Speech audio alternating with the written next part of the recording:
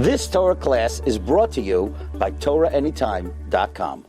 There was a Maisa in the Kaisel HaMaravi in Yerushalayim that there were people by the Kaisel of Shalom Shadron said the following Maisa. He was standing by the Kaisel HaMaravi and a big, huge motorbike, huge, one of these Harley Davidson massive machines come flying into the Kaisel, the plaza. They got into security. They managed to make it through right down to the wall. And everybody's looking in the whole place, the noise. And you see these guys with the leather jackets and 14 earrings, the whole mahalach. And these guys are flying down to the Kaisel there. And everybody's looking like, what is the pshat? Like, what happened over here? They got through security. Who are these people? Anyway, they get right to the wall. They get to the wall. And one of them, they both get off. This is Meister Shoy, it's a true story. No. They come to the wall, they get off the bike, and one of them takes out a piece of paper from his jacket, takes a pen, starts writing down something, and everybody's watching, you can imagine, and he shows it to his friend. The friend looks at it and he nods and says, yeah, he's approved to whatever's written over there. And then takes it, folds it up, puts it into the wall, helmet on, zoom off, and off they go. And everybody's like, what on earth just happened over here? I mean, that's like crazy. What's the pshat? So, Rabbi Shalom said over that they found out what happened in the Maisa. It's an amazing, amazing thing. It really is an amazing thing. And this is what I want to start with for today. These two people that came to the Kaisel that morning were two players in that evening's football match for some who knows what team that they were playing that night in Israel. So they came to the Kaisel as a way of davening that their team should win. That's what they wrote on the piece of paper. An amazing, amazing thing. And Reb Shalom Shadron Zatzal, when he said over this Maisa, said that it's a real eye-opener. It opens up your eyes to what Tefillah is. Because, we daven 3 times a day, Shachris, Mincha, Ma'ariv, maybe a little bit of autopilot. We sort of just do it because that's what we need to do and that's what we're told to do and that's what we've grown up with. But little do we realize the real effect of a Tefillah. Said Reb Shalom Shadron, these two people, they were Jewish. They understood what it means, the koyach of tefillah. So much so that they went to the Kaisel to daven that they should have hatzlocha in that night's game. It's a tremendous, tremendous thing. The question is, do we have the same thing with our tefillah? Do we come to a shachris, or a mincha, or a mariv, and we're like, all right, we're ready to go. We're going to daven, and it's going to happen. I don't know. Do we do that? Should we do that? How do we do that? So just a few moments, just to understand a little bit of the inyanim of tefillah. Tefillah is a very, very choshev thing. I want to tell you a Gemara. It's an unbelievable. There's a Gemara in Rosh Hashanah Daf Yud Ches. The Gemara says as follows. Amazing Gemara. Says the Gemara as follows. There were two people with the same illness. Both of these people had exactly the same illness. Right? They were like this. Two people. One person had an illness and one person was on the gallows. They were both about to die. Says the Gemara. One person recovered and one person died. What's the difference? Says the Gemara as follows.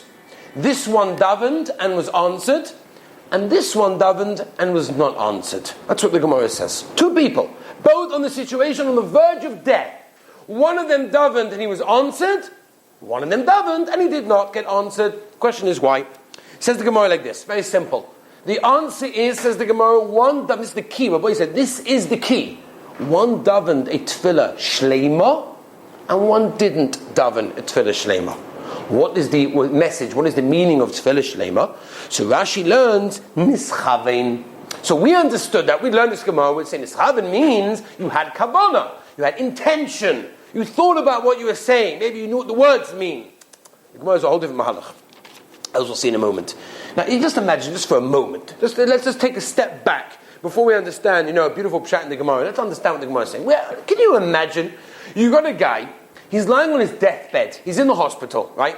And the doctor comes in with a very, very sad face and says, Mr. So-and-so, I'm terribly sorry to, give you the information and tell you the results of the test came back. And unfortunately, the illness that we thought you had, you do actually have.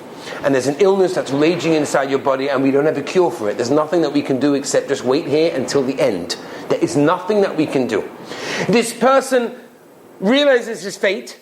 He sees the doctor go out in the room and he's left with a malach hamoves staring in his face. Like, what's he going to do? He lets out a tefillah and he says to Rebbeinu Shalom, he puts his eyes to Shemayim and he says, Rebbeinu Shalom, save me. My children are not going to have a father. My wife is not going to have a husband. What's going to be with this? What's going to be with that? It's going to be terrible. Please, and Rabbi Shalom, save me. Can you think of a more sincere tefillah than that? You have a man on the gallows. In a few moments, the string around his neck is going to get tighter. He's going to die. He offers up one last tefillah. Maybe there'll be something that will just take him away from that situation. Who knows what will happen? He offers up a tefillah and he says, please, give me one last chance. Say, could you think of a more sincere tefillah than that? And yet the Gemara says, these two people, one is ill and one is about to be hung. Both of them are going to die. Both of them daven. One is answered and one is not answered. What's the pshat? What's the pshat? They both daven the beautiful tefillah. They both daven a tefillah that's the most unbelievable tefillah that a person can have. It's the most sincere tefillah, and yet the Gemara tells us one was answered and one was not. The question is why. So Rabbi Lopian Zatzal says, a beautiful husband. Rabbi said, this is something we have to live with. We daven every day. And it's such a shame. We all need things. Who doesn't need things in their lives? We grow up and we need this, and we need a shidduch, and we need children, and we need health, and we need parnasa, we need so much. It's all totally on one thing. It's all totally in tefillah. So the Gemara tells us, and this is how Rabbi Lopian understands that Gemara that we just mentioned. He says that Neschaven doesn't mean kavona. It doesn't mean concentration. One had concentration and one didn't. These are Rabbi Shalom, and people are about to die. There's no more concentration that they could have had. It's not like a guy that's about to go to the office and he's quickly, he needs to daven a mincha. So he goes to the side of the room and he davens a mincha. You know what I'm talking about? That person, maybe we could say, the kavana, I don't know so much, right? I don't know about his kavana. But these two guys, we're talking about serious kavana. How can it be that one of them did and one of them didn't? So Rabbi Lopian says, kavana doesn't mean concentration, it doesn't mean focus. What it means is the following. That they didn't believe in their effectiveness of their tefillah. They didn't believe they could be answered. They've already given up hope. One of them, I'm not sure which one it is, that the Gemara doesn't tell us. When he had this tefillah, he had already given up. He's already planning the levaya. He's already thinking about what hesped they're going to say to him, what they're going to write on his tombstone. He'd given up already. Yeah, he davened, because that's what a Jew does. But he didn't believe in the effectiveness, in the koyach ha-tefillah. That was the problem. Whereas the other one believed in the koyach ha-tefillah. He believed in what it means to ask for what you need, and it can happen. And it will happen if you believe in it. The Gemara tells us an amazing thing.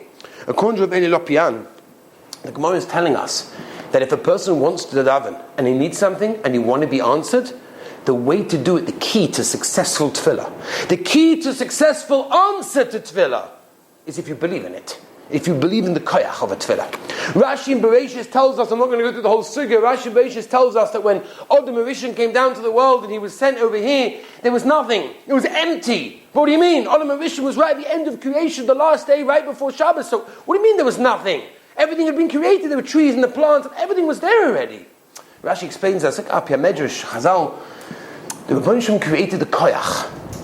The Rabbi Shem created it in the oritz. It was there. It was ready to come out, but it needed a tefillah. It needed a koyach of a davening to say, please, we need something to eat. Let there be fruit and vegetables. And then it came out. Says Rabbi Yerucham from the Me'ek of Aldegi Yesoid. Says Rabbi Yerucham, what does it show us? That the Rabbi Shem creates everything that we need in the world. Our parnasa is ready. Children are ready. Wives, success, bracha, tzlacha, health, everything is there. It's ready in Shemayim, ready to come down to us. Did you daven or did you not daven? That's the yesod. If you didn't daven, and davening doesn't mean daven a shachris mincha namariv. Davening means to have a realization of the koyach of your tefillah. That's what it is. If you realize the koyach of your tefillah, the Gemara is telling us that it can affect the most unbelievable things. But you have to believe it. And you have to go to its tefillah believing that as well. Just imagine there's a blackout in New York City. The whole New York City is completely dark. There's absolutely no lights anywhere. There's so much koyach. Can you imagine how much electricity it takes to lighten up and give energy to all of New York City? A tremendous amount. I have no idea the exact voltage. But you can imagine it's a massive amount. It's a huge place with a lot of lights, electricity, heating, whatever it is. You need loads of things over there. There's so much potential. But without a flick of the switch, without the electricity, it's just not going to come. It doesn't do it. The potential is there, but it didn't happen because you didn't flick the switch. It's the same thing over here. Tefillah is the flicking of the switch. Tefillah is something that brings down the bracha and that tzlacha into our lives, and we have to believe it. And when we daven, we really have to bring this as part of our mahalach. There was in the Beis Medrash HaGvoah, in the BMG in Lakewood, It's an amazing phenomenon. It's interesting. I don't know if you've ever been there, but I was there not long ago. It's just amazing. Building after building after building of people steiging in Torah and talking and learning and shiurim and everything. Thousands and thousands of people learning Torah. It's an amazing, amazing sight. But what I was never zoichet to see, and I've heard about it, is the first day of Zman.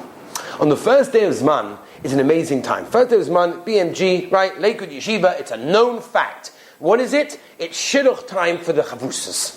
You got to find your chavrusa. Now, there are some people that, program, plan it ahead, and they, from last month, will learn with you next month, whatever. But you have these people that don't. And it comes the first day of Zman, Rosh Chodesh, and the place is a huge tumult. This one's discussing with that one, you're going to learn with me. This one's discussing with that one, you're going to learn with me. And it turns into a whole shidduch matzav. Everyone's trying to find the right person that they can learn with, right? It's an amazing situation.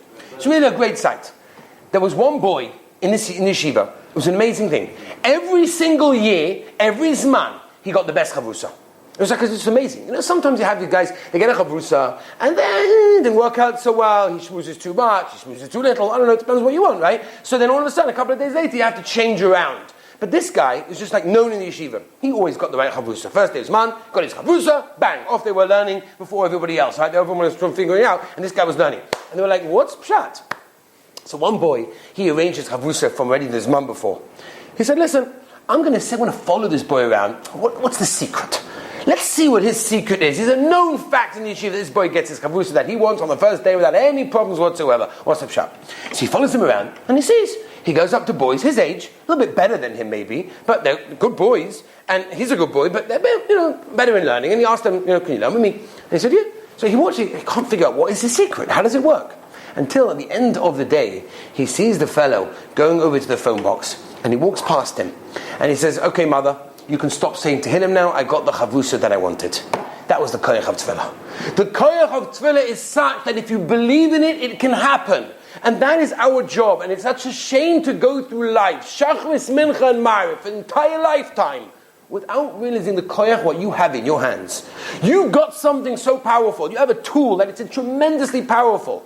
And you need things, whether it be, like we said, all the brachas and slachas that everybody needs. The way to bring that in, the way to have it, the way to affect it, Rabbi Isai, to flick that switch, is with Tefillah.